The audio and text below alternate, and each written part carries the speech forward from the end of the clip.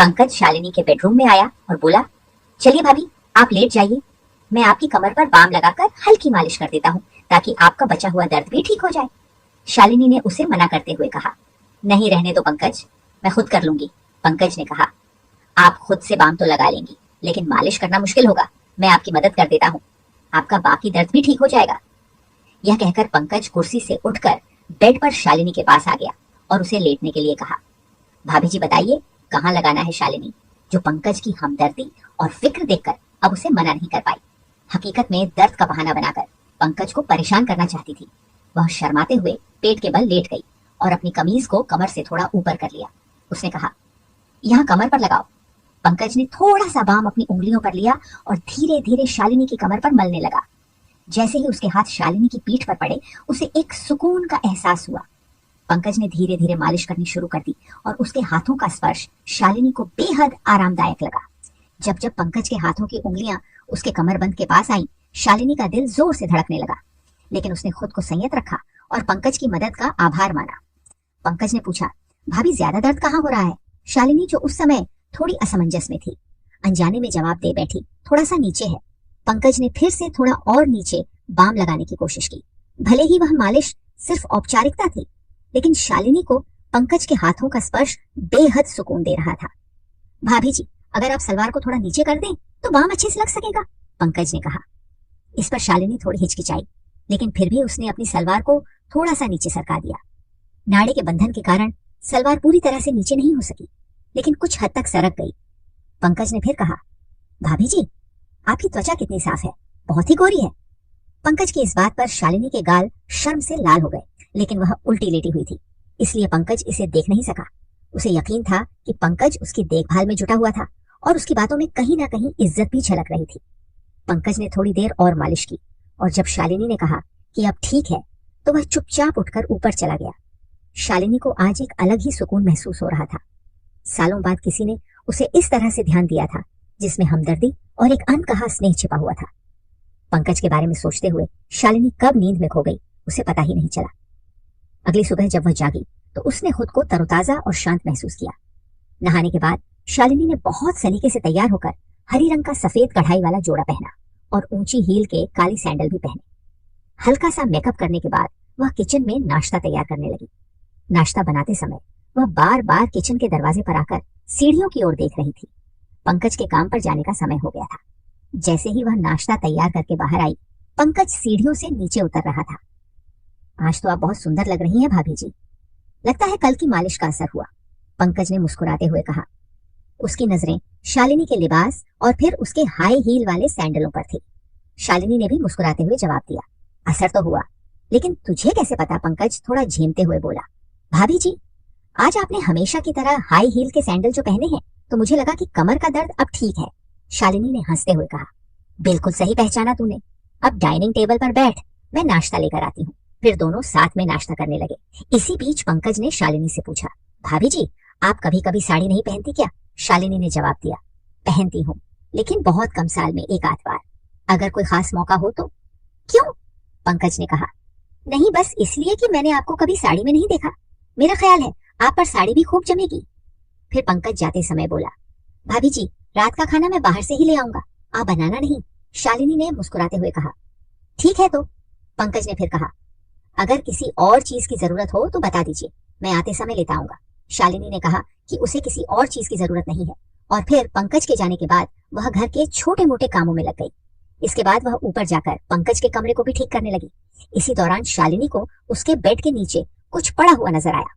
उसने नीचे झुककर उसे बाहर निकाला तो उसकी आंखें हैरानी के मारे फटी की फटी रह गई। वह एक लाल रंग का रेशमी अधोवस्त्र था, जो शायद सुमन का ही था। शालिनी ने उसे ध्यान से देखा और समझ गई कि यह किसी की व्यक्तिगत चीज हो सकती है, जो गलती से यहाँ रह गई होगी। उसने तुरंत ही उस कपड़े को एक तरफ रख दिया और कमरे की सफाई करने लगी। इसी बीच उसे 2 दिन पहले की घटना याद आई, जब पंकज और सुमन इसी कमरे में एक दूसरे के साथ थे। उसे लगा कि यह कपड़ा शायद सुमन का ही होगा। शालिनी ने कपड़े को उठाकर देखा, उसे उस पर कुछ सफेद दाग नजर आए। उसे समझते देर नहीं लगा कि वह दाग कैसे हैं। उन दागों को देखकर वह किसी दूसरी दुनिया में खो गई। तभी अचानक बाहर मुख्य दरवाजे पर दस्तक हुई तो उसने उस कपड़े को वापस बेड के नीचे रख दिया और बाहर आकर दरवाजे की ओर देखा। उसने देखा कि पड़ोस में रहने वाली कविता खड़ी थी। अरे कविता भाभी, आप अभी आती हो? शालिनी ने कहा। उसने जल्दी से पंकज का कमरा बंद किया और नीचे आकर दरवाजा खोला। कविता जो पड़ोस में रहती थी, अपनी उम्र के 35वें दशक में थी और घर में ही ब्यूटी पार्लर चलाती थी। कविता अक्सर दोपहर में शालिनी के घर आ जाती थी या उसे अपने यहाँ बुला लेती थी और दोनों इधर उधर की बातें किया करती थी। उस दिन भी शालिनी और कविता ने गली मोहल्ले की ढेरों बातें की। कविता के जाने के बाद शालिनी ने एक बार फिर से नहाने का मन बनाया। सुबह पंकज ने साड़ी का जिक्र किया था, इसलिए नहाकर उसने लाल रंग की प्रिंटेड साड़ी पहन ली और साथ में सिल्वर रंग के हाई पेंसिल हील वाले खूबसूरत सैंडल भी पहने। पंकज के आने का समय भी हो चला था और वह शाम 5 बजे ही आ गया। जब शालिनी ने दरवाजा खोला तो पंकज उसे बड़े गौर से देखने लगा। उसे अपनी ओर इस तरह ध्यान से देखता हुआ देखकर शालिनी शर्माते हुए लेकिन अदा से बोली, ऐसे क्या देख रहे हो? पंकज मुस्कुराता हुआ बोला, वाकई भाभी, आज आप इस साड़ी में बहुत ही खूबसूरत लग रही हैं। यह कहकर वह अंदर आ गया। वह साथ में रात का खाना भी लाया था। भाभी, मैं रात का खाना लाया हूँ, आप बाद में इसे गर्म कर लेना, मैं ऊपर जा रहा हूँ फ्रेश होने के लिए। क्या आप एक गिलास शरबत बना देंगे प्लीज? शालिनी ने उसकी ओर मुस्कुराते हुए देखा और कहा, हाँ क्यों नहीं। इसके बाद पंकज ऊपर चला गया और फ्रेश होकर जब नीचे आया तो उसने एक आरामदायक टी शर्ट और शॉर्ट्स पहना हुआ था। शालिनी ने शरबत बनाया और उसे अपने बेडरूम में ले आई क्योंकि वहां कूलर लगा हुआ था। पंकज रूम में आकर बेड के सामने कुर्सी पर बैठ गया और शालिनी भी बेड पर टांगे नीचे लटकाकर बैठ गई। दोनों ने इधर उधर की बातें की। इस दौरान पंकज ने शालिनी से पूछा, भाभी, अब आपकी कमर का दर्द कैसा है? शालिनी मुस्कुराते हुए बोली, अरे अब तो मैं बिल्कुल ठीक हूँ, कल तूने इतनी अच्छी मालिश जो की थी। पंकज ने अपना शरबत का गिलास साइड टेबल पर रखते हुए कहा, भाभी आप आराम से लेट जाइए, मैं एक बार और बाम से आपकी मालिश कर देता हूँ ताकि आपकी तबीयत और भी अच्छी हो जाए। शालिनी ने मना करते हुए कहा, नहीं पंकज, मैं अब बिल्कुल ठीक हूँ। लेकिन पंकज ने इसरार करते हुए कहा, भाभी आप मेरे लिए हमेशा इतना करती है, क्या मैं आपके लिए इतना भी नहीं कर सकता? चलिए लेट जाइए। शालिनी उसकी बात को टाल न सकी और खाली गिलास टेबल पर रखते हुए बोली, अच्छा बाबा, तू मानता नहीं लेटती हूँ, पहले सैंडल तो उतार दूं। सैंडल उतारने की जरूरत नहीं है भाभी, इतने खूबसूरत सैंडल आपके हसीन पैरों की खूबसूरती को और भी बढ़ा रहे हैं, आप ऐसे ही लेट जाइए, पंकज ने थोड़ी चंचलता से कहा। शालिनी को उसकी बात पर हंसी आ गई और वह उसकी बात मानकर बेड पर लेट गई। उसने साड़ी पहनी हुई थी, इसलिए उसकी कमर पंकज की नजरों के सामने थी। पंकज ने बाम को अपनी उंगलियों पर लगाया और शालिनी की कमर की मालिश करने लगा। शालिनी ने पंकज से पूछा, एक बात बता पंकज, तुझे मेरे ऊंची हील वाले सैंडल बहुत पसंद है ना? पंकज थोड़ा शर्माते हुए बोला, जी भाभी, आप सही कह रही हैं, आपको अजीब लगेगा, लेकिन मुझे महिलाओं के पैरों में हाई हील वाले सैंडल बहुत आकर्षक लगते हैं और आप तो हमेशा ही हाई हील की सैंडल या चप्पल पहने रहती हैं। शालिनी मुस्कुराते हुए बोली, अरे इसमें शर्माने वाली क्या बात है, और मुझे कोई अजीब नहीं लगा, मैं तेरे भावनाओं को समझती हूँ। पंकज के हाथों से हो रही मालिश से उसे बहुत आराम मिल रहा था। पंकज के हाथ धीरे धीरे नीचे की ओर बढ़ने लगे। शालिनी के मजाक के मूड को देखकर पंकज ने भी थोड़ा हिम्मत दिखाते हुए कहा, भाभी आपकी त्वचा कितनी नरम है, अगर आप चाहे तो साड़ी को थोड़ा नीचे कर लें ताकि मैं अच्छे से मालिश कर सकूं और साड़ी भी गंदी नहीं होगी। शालिनी ने थोड़ा शर्माते हुए साड़ी को थोड़ा ढीला कर दिया ताकि मालिश में आसानी हो सके। उसे पिछली रात की मालिश से बहुत सुकून मिला था, इसलिए उसने ज्यादा नानुकर नहीं की। जैसे ही शालिनी ने साड़ी को ढीला किया, पंकज ने धीरे से साड़ी को और नीचे कर दिया ताकि वह अच्छी तरह से उसकी कमर की मालिश कर सके। लेकिन उसी समय शालिनी को एहसास हुआ कि उसने जल्दबाजी में कोई गलती कर दी है और उसे थोड़ी असहजता महसूस हुई। उसने तुरंत स्थिति को संभालते हुए साड़ी को सही किया और पंकज को रुकने का संकेत दिया। पंकज ने बिना कुछ कहे धीरे धीरे शालिनी की कमर की मालिश जारी रखी, जिससे उसे गहरा सुकून मिल रहा था। वह मालिश से मिलने वाले आराम का आनंद ले रही थी और उसे कोई आपत्ति नहीं हुई। पंकज ने मालिश को जारी रखते हुए धीरे धीरे अपने हाथों को नीचे की ओर बढ़ाया। शालिनी को मालिश से राहत मिल रही थी, लेकिन उसे महसूस हुआ कि पंकज ने थोड़ी और हिम्मत कर ली है।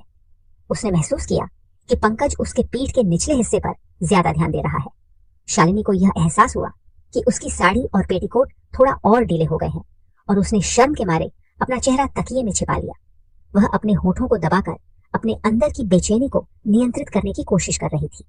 पंकज उसकी त्वचा पर बाम लगाने के बहाने मालिश कर रहा था, लेकिन शालिनी को महसूस हो रहा था कि पंकज की हरकतें अब अधिक सहलाने वाली हो गई हैं। शालिनी ने अब भी कोई आपत्ति नहीं जताई तो पंकज ने मालिश को थोड़ी और नीचे बढ़ाया।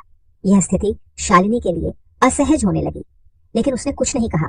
थोड़ी देर बाद उसे लगा कि पंकज उसकी सीमा पार करने की कोशिश कर रहा है और उसने तुरंत स्थिति को समझते हुए मालिश को रोकने का इशारा किया।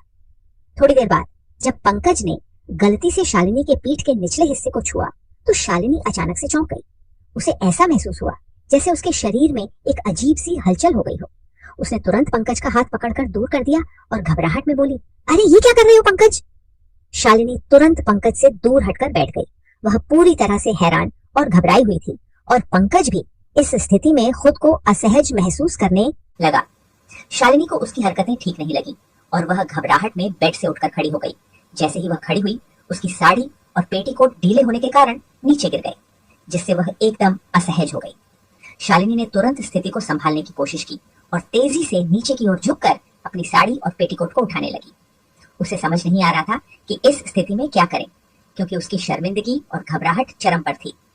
उसने खुद को शांत करने की कोशिश की, लेकिन पंकज ने उसके घबराने पर ध्यान दिया और उसे संभालने के लिए बेड पर बैठने में मदद की। शालिनी ने पंकज से कहा, मुझे माफ करना, लेकिन अब यह सब सही नहीं लग रहा, हमें अब रुकना चाहिए। पंकज ने उसकी बात अनसुनी कर दी और वह रुका नहीं। बस फिर क्या था।